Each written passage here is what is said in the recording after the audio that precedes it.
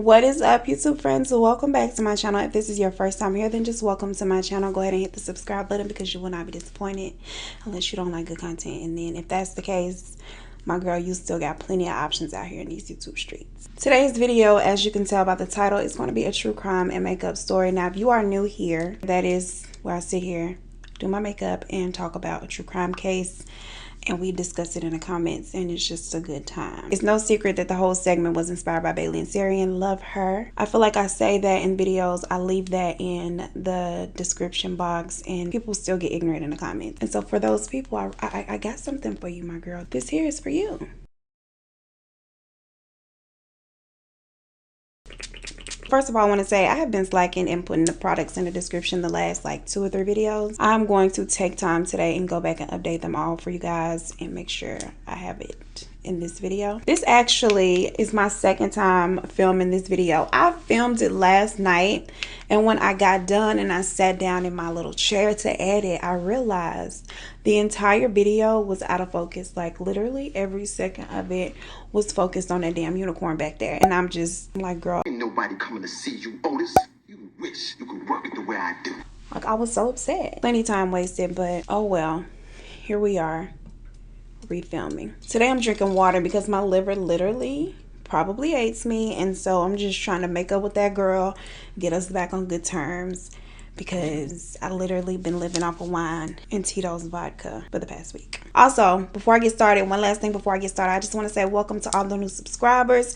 I don't know where y'all came from or whatever, but I'm glad to have you. And my latest video, the Robert Verdella video, is at like over 5,000 views, which is now my highest view count on my true crime stories. And it's just like, girl, in 6 days, all of this in 6 days. Anyway, welcome. I'm done rambling. Let's just get into the video. Today's video is about Robert Hansen. Yes, y'all, we got another Robert. I don't know if it's the name Robert or what, but Robert Hansen was born in Estherville, Iowa in 1939, and his daddy was a baker, which I found that kind of interesting. Not that men can't bake, but I feel like that's not typical. I mean, shit, it might be. I don't know. I just found that to be interesting. I'm just like, girl, what he was doing what now? It's not much said about his relationship with his mother or his mother at all, but with his father, he was very domineering, which I just imagine a baker to be a nice guy. But apparently his dad was an asshole, and they had a terrible relationship, which made Robert sort of an introvert. He was very quiet. He was a very timid child. He was a loner and described as very skinny and painfully shy. He also had a severe stutter and severe acne that left him permanently scarred. And so all of these things made him an easy target for bullies.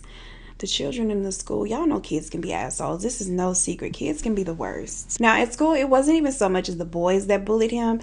It was more so the popular pretty girls in school, the plastics that really let him have it. They just tormented this young man and teased him and just made him feel terrible about himself. Robert essentially grew a deep-rooted hatred for these girls and just the popular pretty girl in general. He became more and more introverted as he got older, and when he became a young teen, Robert formed an interest in archery and hunting, and he was really good at it. Like, he really had a knack for, I guess, shooting shit. He really had a knack for both. He was pretty good at both. In 1957, after high school, he enlisted in the U.S. Army, but he was discharged just 1 year after. And I'm not quite sure why. I did not see anything online that stated why he was discharged, so I don't know. But after that, he decided he was going to follow in his father's footsteps and become a baker. If one of my parents was a baker, do you know how fat of a kid I would have been? I was a fat little kid anyway. Now imagine me having unlimited access to cupcakes and shit. It would just be terrible. But Robert, on the other hand, was like super skinny. Guess that's just good genetics. I don't know. From 1957 to 1960, he's working as a baker. He meets a nice young lady. They get married. He's trying to live out his best life. But his reputation is just being that weird kid. It kind of followed him into young adulthood because he was still mistreated by the community, allegedly. And Eyebrow, please. And he wanted revenge. He decided one day, you know what? They not about to just keep treating me like freshly laid shit and get away with it. I have to do something about this. And he enlists the help of a young teenager that worked at the bakery with him and decided that together they were going to go burn down the school bus garage, which Robert is 21 at the time. And so the two get together, burn down the school bus garage, and essentially they get away with it for a little bit until the teenager decides, I guess, I don't know if his conscience got to him or what, but he decided he was going to confess, tell the authorities what had really happened. So when he did this, Robert is arrested. His first wife, she decided to divorce him because she was like, I ain't nobody's down ass bitch. Relatable. I feel you, girl. I'm not trying to be nobody's down ass bitch either. You go to jail for longer than the weekend. I'm ready to sign them papers. So now he is alone and incarcerated. He serves 20 months of a 3-year sentence in the state penitentiary before he's released. During his incarceration, though, he is diagnosed bipolar with a sprinkle of schizophrenia, and so they advised him to seek some kind of treatment for these disorders, but they don't require it. So he's released and he does not seek any kind of help, right? The psychiatrist that diagnosed him actually made notes that he had a very childish personality and was obsessed with taking revenge out on people that he thought and felt had wronged him. Like, he literally was just obsessed with the thought of getting everybody back. Over the next couple years, he's jailed a couple of times for like minor infractions of petty theft. He liked to steal. Apparently he wasn't that good at stealing because he would always get caught. In 1963, he remarries, and 4 years later, in 67, the couple, who now has 2 children, they moved to Anchorage, Alaska. They felt like Anchorage would be the fresh new start that they needed. He didn't have that reputation. He could build a new image for himself, and they would just have a nice old, fresh start, a little restart. But his ass still wasn't acting right. It's like, sir, in order to have a good start and keep a new start, you gotta act right. He didn't. He was very well liked by his new neighbors. He had set some archery and hunting records. People loved him there. Like, he was that girl in Anchorage. Now, while the townspeople of Anchorage, they were buying into the facade that he was just this sweet, nice, humble, sweet, nice baker guy who could really, shoot a bow and arrow or take down some game. Mentally, Robert was still that bipolar, schizophrenic young man who had been repeatedly mocked and tormented and rejected by women and told he wasn't shit by his daddy, who harbored a lot of negative feelings and anger with an insatiable thirst for revenge. Like, he still had not let things go. In 1972, Robert is convicted of assault. He was released from prison after only serving 6 months. And he kept it cute for a couple of years. But Robert just couldn't act right for long. Because 4 years after that, he is caught stealing a chainsaw from a department store. It's like, sir, why are you got a whole business as a baker. I'm sure you can afford a chainsaw. Anywho, he pleads guilty to larceny, and he's sentenced to 5 years in prison. This time, the system required him to get treatment for his bipolar disorder and his old schizophrenia. They should have required his ass get help a long time ago. In exchange for his cooperation and his willingness to get help, they reduce his sentence and he is released with time served. So he got off pretty easy with that one. They love to let a motherfucker with murderous potential out of prison, honey. And they got people down there who got caught with weed paraphernalia serving life. On June 13th, 1983, this is 6 years after the incident with the chainsaw homeboy tried to steal, Robert approaches 17-year-old sex worker Cindy Paulson and he offers her $200 for oral sex. Is that normal? Like, are people out here getting $200 for head? I thought it was $40. Is that like a prostitute inflation of like prices? Like, I don't know. This is a different time. This is 1983. So maybe because the girls was acting like they wasn't doing it back then, you could get more for it. I don't know. I've never been in the business, but I did find that kind of interesting and I want to know. I'm curious. He lures Cindy into the car. She's like, hell yeah, I'll give you head for $200.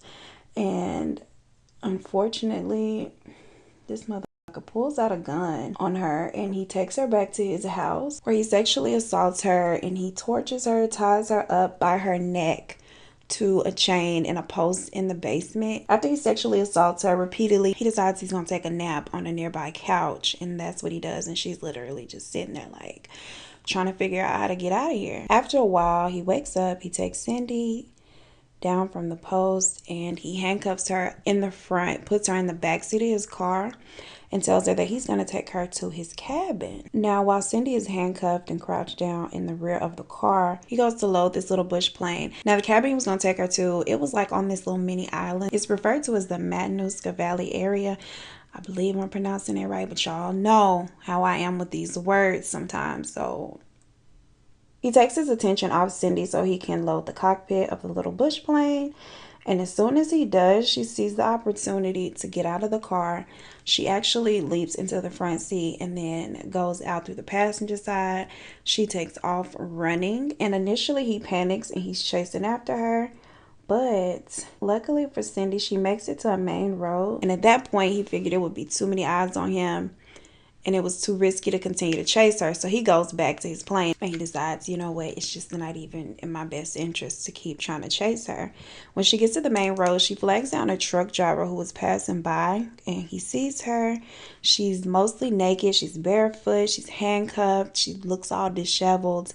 She's crying. So of course he stops because he's, a good guy. He gives her a ride to the nearest business, which is a motel. And when she goes inside, instead of asking the clerk to call the police, because that's what I'd be like, call the police, call 911. She didn't do any of the things. She asked the clerk to call her boyfriend, which probably was her pimp. No shade. She was a prostitute. So she calls him and she tells him what happens. And so the truck driver, he leaves because he has a route. He decides to continue on his route, but he does phone police and let them know what happened, that he had just picked up this lady who looked like she had been through some things, and this is where he took her. Now, the police come out to the motel where he dropped her off, speak with the clerk, but by that time she had left. She had taken a cab to the Big Timber Motel, which is where her boyfriend was.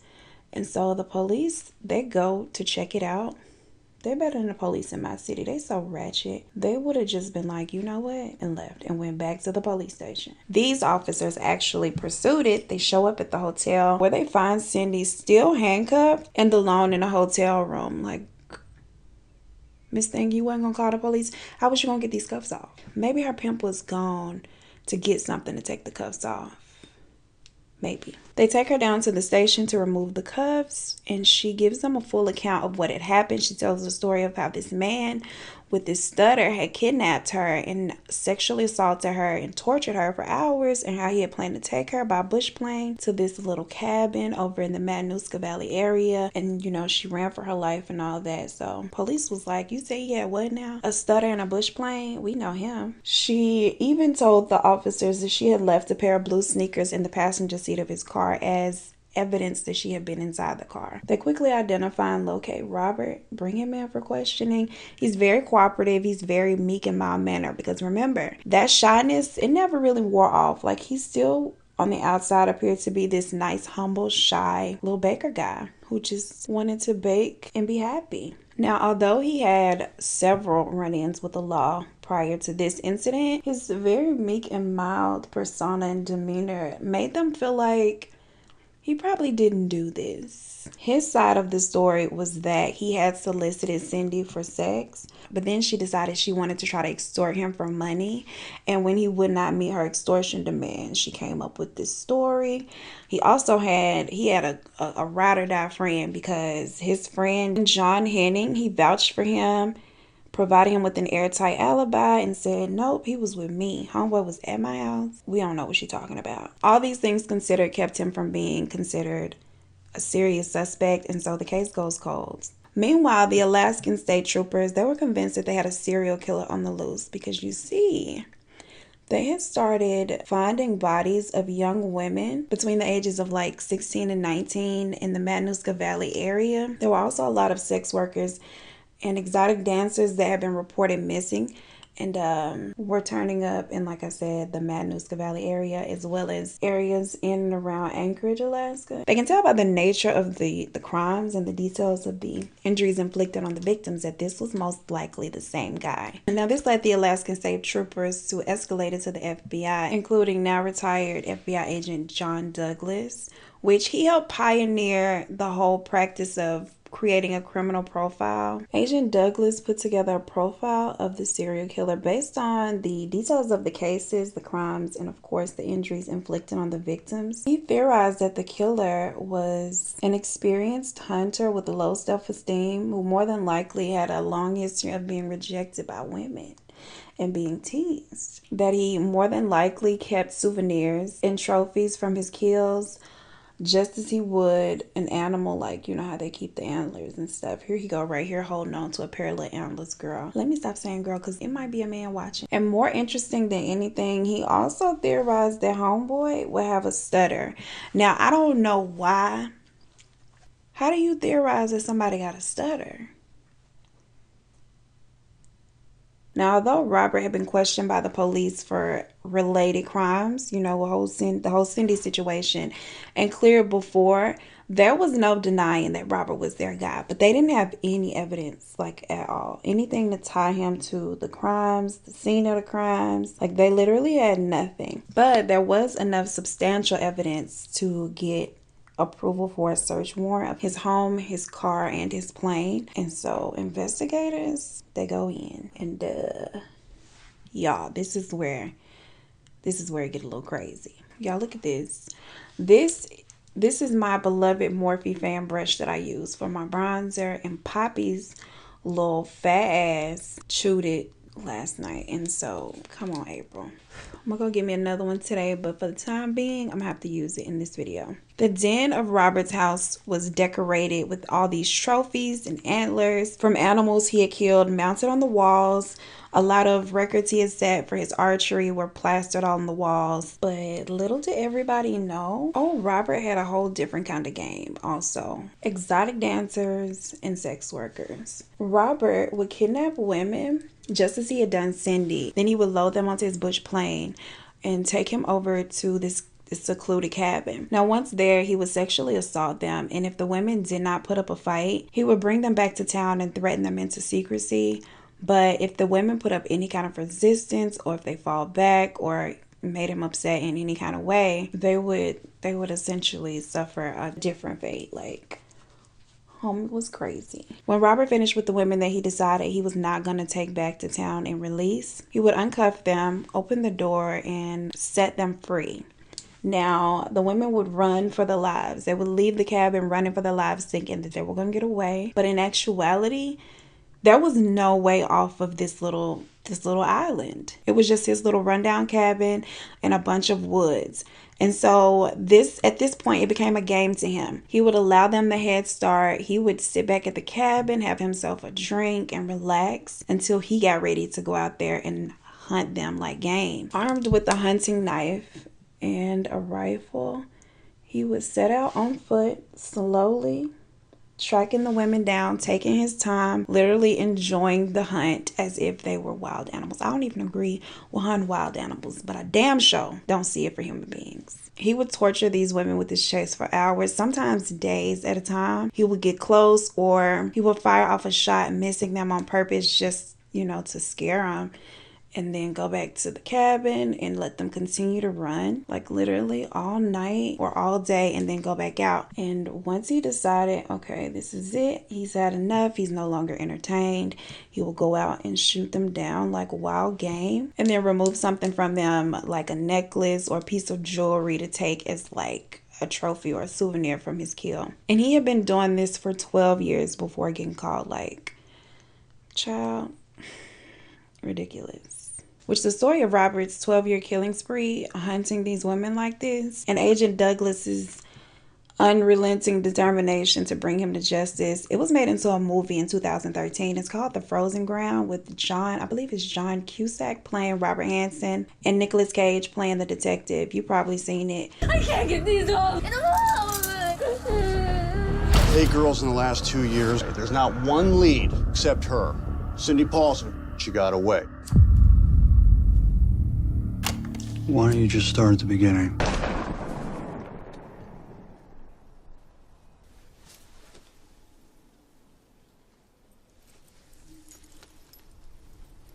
I haven't seen it. I've seen some clips of it, but I haven't watched the whole thing. I'm gonna go watch it though after this. While searching his property, police find an aviation map hidden in his headboard of the cabin, and it has a total of 24 little X's drawn on the map all over the Matanuska Valley area, right? They quickly noticed that some of the X's match where they had already found some of the bodies. And so they confront him with this, and he's denying everything. He's like, I don't know what y'all talking about. I didn't do this.